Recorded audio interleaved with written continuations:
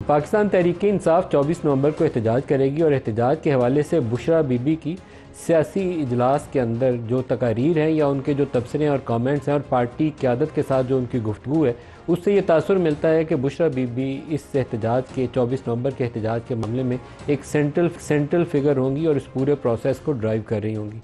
जो पेशावर के अंदर 3 या 4 ऐसी मीटिंग हुई जिनके मतलब हमने मुख्तलिफ़ ज़राए से उसकी बाकायदा छान फटक करके ख़बर आपको दे रहे हैं।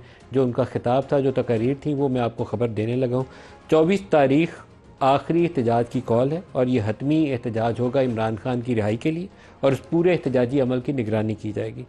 पहले जो हुआ सो हुआ, 24 नवंबर को वो करेंगे जो बाअसर होगा। और पार्टी की अपनी लीडरशिप को भी उन्होंने इसके ऊपर बड़ी सख्त अल्फाज में तंबीह भी की कि ये जो फरमाइशी बुनियादों के ऊपर गिरफ्तारियाँ देनी है या गायब हो जाना है या पुलिस पकड़ के ले गई, छापा पड़ गया, इससे काम नहीं चलेगा।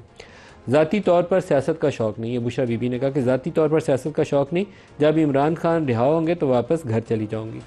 ये 3 मुख्तलिफ इजलास वो थे जिसमें एक कोर कमेटी की मीटिंग भी शामिल थी, एक उनका सेलेक्ट ग्रुप है जिसमें सीनियर लीडरशिप शामिल है और एक पंजाब के लीडर्स हैं वो शामिल है और एक इजलास वो है जिसमें अली बिन गंडापुरी या KP से जो ताल्लुक जिन सियासतदानों का है वो लोग मौजूद थे।